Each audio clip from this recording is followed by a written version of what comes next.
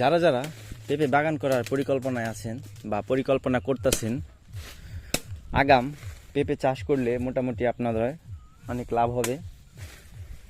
তো যারা আবার আগাম পেঁপের চারা কোথাও পাচ্ছেন না বা ভালো জাতের চারা কোথাও পাচ্ছেন না, তারা আমাদের সাথে যোগাযোগ করতে পারেন।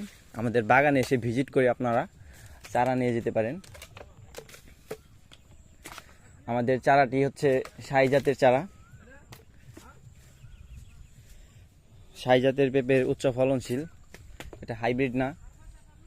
আমাদের কাছে হাইব্রিড চারা রয়েছে, কিন্তু আমরা হাইব্রিড চারা সেল দিই না। কারণ একটা চারা আপনারা নিয়ে যদি বাগানে লাগানোর পরে যদি আপনাদের যদি সেই বাগানটি যদি ঠিকঠাক মতো না হয়, তাহলে দোষ দিবেন আমাদের, যে আমাদের কাছ থেকে চারা নিয়ে।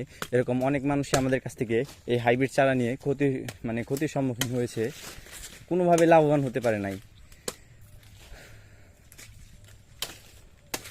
আসবেন নাকি আবার? আয়েন। তো ভিউয়ার্স, যাদের যাদের চারা প্রয়োজন তারা দেরি না করে আমাদের সাথে আগে যোগাযোগ করবেন, কারণ আমাদের কাছে স্টক খুবই সীমিত থাকবে। আমরা সবাইকে চারা আসলে দিতে পারবো না, সবাইকে চারা দেওয়াটা সম্ভব না। যারা যারা চাইবে তাদেরকে চারা দেওয়া সম্ভব না, কিন্তু যারা আমাদের আর কি একদম বাগানে এসে অথবা আমাদের সাথে কন্ট্যাক্ট করবে, ভালো করে কন্ট্যাক্ট করবে, আমরা তাদেরকেই চারা দিতে পারবো। তো আপনাদের যারা আগাম চাষ করতে চান তাদের কার্তিক মাসে অবশ্যই বুনতে হবে, মানে কার্তিক মাসে রোপণ করতে হবে। কার্তিক মাসে যদি আপনারা রোপণ করেন তাহলে আপনারা আগাম ফলন অবশ্যই পাবেন। যে এগুলো আমাদের কার্তিক মাসে রোপণ করা, আমরা আগাম ফলন পাচ্ছি আলহামদুলিল্লাহ, মাশাআল্লাহ, অনেক সুন্দর ফলন হয়েছে। মানে আপনাদের যদি আমি একটা জিনিস দেই, যদি আসলে আমাদের ওরকম চারা বিক্রি করার ওরকম উদ্দেশ্য নাই, কিন্তু যারা কিনা পেঁপে বাগান করতে চান তারা আমার রিকমেন্ড থাকবে যে আমি একটা উদ্যোক্তা হিসাবে আমি এটি চাষ করে অনেক লাভবান হয়েছি। আমার এর আগে মোটামুটি কয়েকটি বাগান ছিল।